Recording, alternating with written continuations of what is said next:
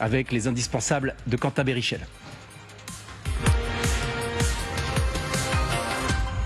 Bonsoir Quentin. Bonsoir David, bonsoir à tous. Alors Quentin, nous avons désormais la fresque au fond qui raconte toute l'histoire de cette attaque sans précédent qui a été portée par Israël contre l'Iran et en particulier contre son programme nucléaire. Oui, selon plusieurs sources israéliennes, elle s'est déroulée en 3 phases. La première à 2h15 du matin, en plein Téhéran, la capitale iranienne. Des dizaines d'avions de chasse israéliens ciblent d'abord le quartier général des gardiens de la Révolution et le siège des services de renseignement iraniens. Les explosions surprennent les habitants en pleine nuit. Quelques minutes plus tard, la deuxième phase est lancée. L'attaque du programme atomique iranien. Natanz, le deuxième site le plus important en Iran, est touché par des missiles tirés par les F-35 israéliens. Sur ces images, on distingue la colonne de fumée noire qui s'élève, colonne de fumée impressionnante. Dans le même temps, plusieurs bases militaires iraniennes sont ciblées avec succès autour de la capitale, dans le centre, mais également au nord-ouest du pays, notamment à Tabriz. Troisième phase, David, l'élimination de plusieurs hauts dignitaires des gardiens de la Révolution. Des frappes ciblées, appartement par appartement, notamment dans le quartier Shah Akra Shahid Malati à Téhéran, où vivaient plusieurs d'entre eux.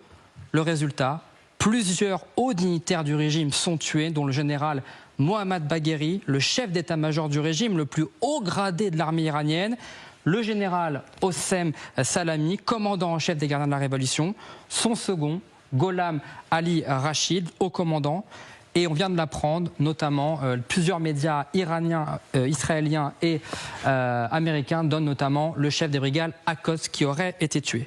Les cerveaux du programme iranien également, notamment Feredoun Abbasi, ancien directeur de l'énergie atomique, ainsi que 5 scientifiques nucléaires. Au total, ce sont plus de 100 sites qui ont été visés par 200 avions de chasse, 330 missiles ont été tirés, ainsi que des drones kamikazes. Le chef de la force Al-Quds, dont effectivement plusieurs médias relatent l'élimination, mais alors élimination récente, c'est-à-dire avec des frappes qui continuent. Nous ne sommes pas sur des conséquences des frappes de cette nuit. Ça veut dire que l'opération continue. D'ailleurs, Benyamin Netanyahou l'a dit, ça prendra le nombre de jours nécessaires, mais son objectif c'est de détruire les capacités de production nucléaire des Iraniens. Le chef de la force Al-Quds dont vous venez de parler, Quentin, il s'appelle Ismail Kani, je le précise pour ceux qui nous regardent. Quentin, comment est-ce qu'Israël a procédé ? C'est là que c'est saisissant, David, parce que cette opération baptisée Rising Lion, le lion qui se dresse en français, a été préparée, tenez-vous bien, depuis 8 mois. L'idée d'une opération ciblant simultanément les programmes de missiles et nucléaires de l'Iran a pris racine après que l'Iran ait frappé Israël en octobre, indique le site spécialisé Axios. Une opération menée main dans la main par le Mossad et l'armée israélienne. D'abord, l'installation de drones kamikazes sur le sol iranien. Selon I24 News, qui cite une source des renseignements, le Mossad avait d'abord établi une base de drones explosifs infiltrés au cœur de l'Iran, bien avant l'attaque israélienne. Une opération qui nécessite des mois de préparation, selon Raphaël Jérusalemi, ancien agent des renseignements israéliens. Écoutez.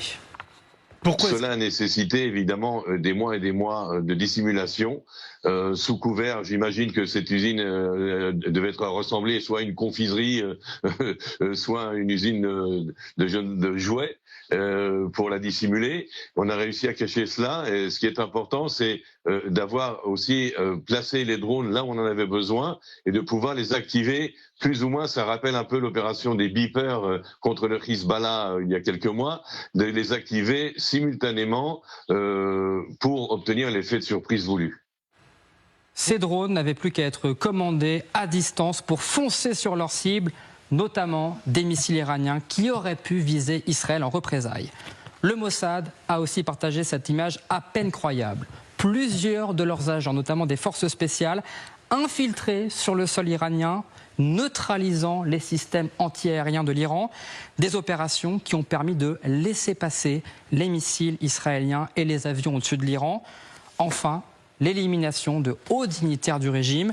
Selon l'État hébreu, les services de renseignement israéliens avaient étudié depuis des mois tous les faits et gestes, les déplacements des généraux des gardiens de la Révolution.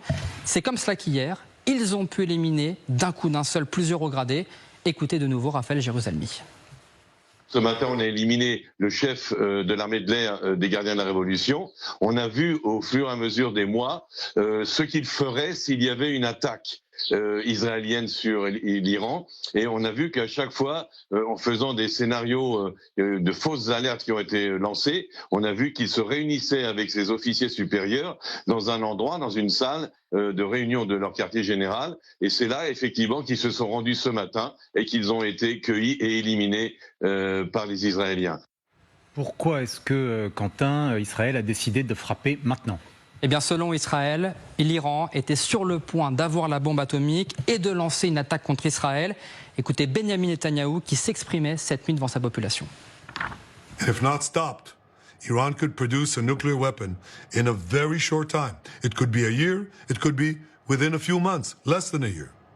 This is a clear and present danger to Israel's very survival. 80 years ago, the Jewish people were the victims of a Holocaust perpetrated by the Nazi regime.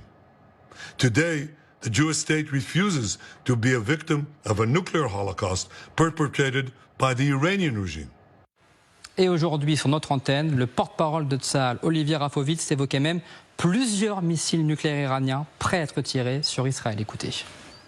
Si nous ne frappons pas les installations nucléaires militaires iraniennes, nous arriverons à un point de non-retour et l'Iran sera capable de fabriquer 15 bombes atomiques et d'adapter les vecteurs nécessaires pour menacer de manière existentielle l'État d'Israël. Je rappelle que la volonté du régime iranien est la destruction de l'État d'Israël et l'arme nucléaire en est le moyen. Et sur la décision d'attaquer, tout se serait joué cette nuit selon I24 News. Très tard, Benjamin Netanyahou convoque un cabinet politique, téléphone portable confisqué à tous les ministres. Il leur expose le plan d'attaquer les sites nucléaires iraniens. Après un vote, le feu vert est donné. Et quelle est la réponse à ce stade de l'Iran ? Eh bien, c'est la question centrale ce soir, David. Pour l'instant, elle est mesurée puisque la première riposte n'aurait été qu'une centaine de drones lancés contre l'État hébreu, sans dégâts majeurs car interceptés par le dôme de fer. Mais l'ayatollah Khamenei promet un châtiment sévère. Le régime sioniste, explique-t-il, paiera chèrement et amèrement ce crime, c'est une certitude.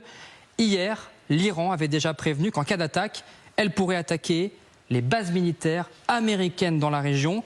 Vous le voyez sur la carte, il en existe environ une vingtaine, notamment le CENTCOM américain au Qatar, le QG de l'armée américaine dans la région. Merci beaucoup, Quentin.